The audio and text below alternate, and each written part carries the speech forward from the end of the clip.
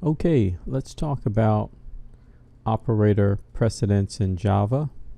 And this is mostly in relationship to the logical operators that are presented, and, or, and not in our curriculum. That would be section 3.06. But while we're, talking about the three logical operators, let's talk about them in the context of the entire, operator order. And this is going to be mostly pertaining to AP Computer Science A. So we're not going to take a look at everything, but just what's going to be in the scope of the exam that's coming up in May. So notice this first group. They all have something in common: the prefix, postfix, the unary, plus and minus. Get a lot of questions, what is unary, plus and minus? And that is going to be your positive and negative numbers. Those operators denote the positive and negative numbers. The bitwise not, you do not have to worry about. You should recognize this not symbol, and you should recognize a typecast. And of course, you will only be responsible for the primitive casting to primitive data type. No other cast you have to worry about. But they are all grouped together.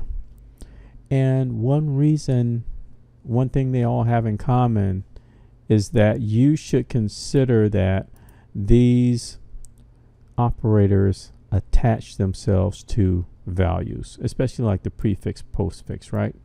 It becomes part of the value. It becomes like part of that. And so it's not to be separated.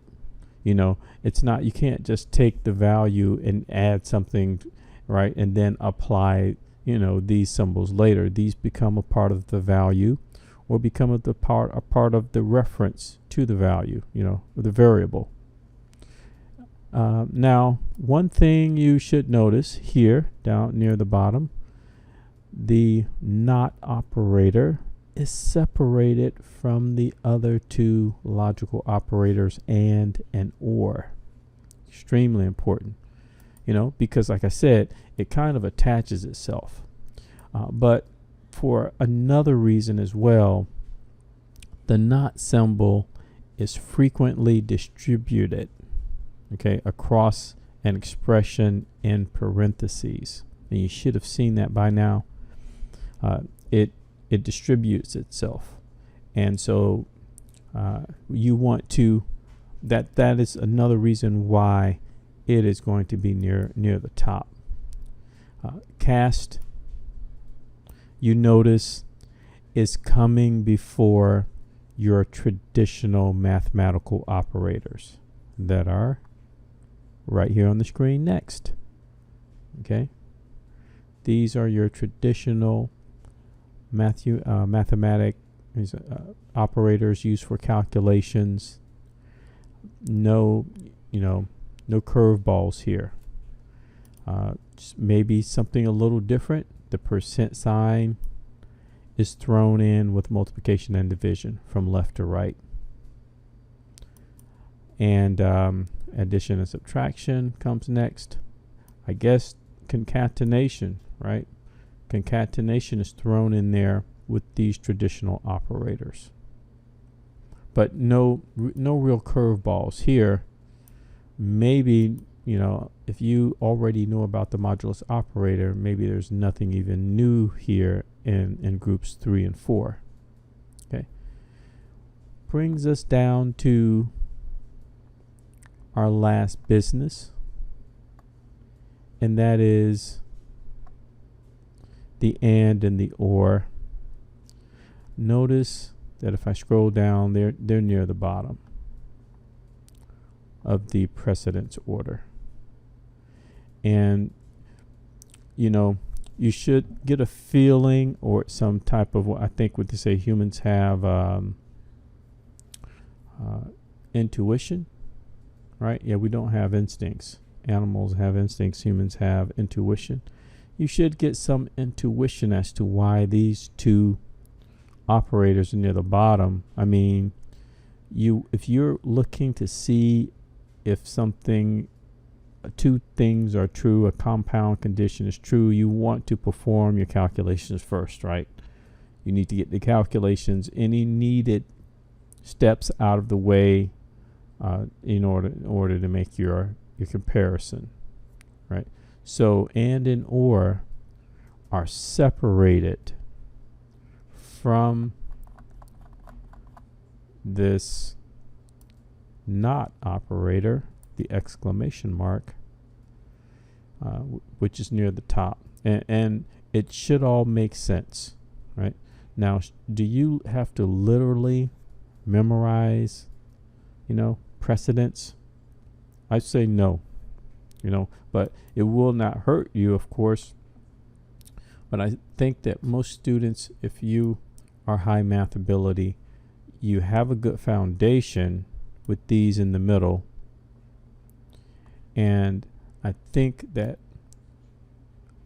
these kind of make sense. They attach. They're, not really to be separated. And that only leaves and or for the exam. And wrapping up, that also makes sense that you need to, maybe possibly do other things before you see if your logical operators, your logical expression, is true or false. You need before you apply the and or, you need to do everything else first. So hopefully your intuition kicks in. You don't have to like literally try and memorize this. I hope this helps. Resource. Sorry about that. Another resource. We have section 3.06. This is EI Max. Let me see if I can get this a little smaller. There we go. This is EI Max. And this is inside of that. Well, first of all, here we go. In determining order of precedence, right? Talks about it. Really breaks it down as well. But this is inside of the Logical Operators Lab, page 4. Or the absolute page number of page 55. If you're trying to reach this through the index, I tried looking up precedence. They don't have precedence in the index. So look up logical operators in the index, and it will take you to this lab where you will quickly be able to find this valuable information. They say it in a different way, right? Very, very extremely valuable information. Highly recommend it.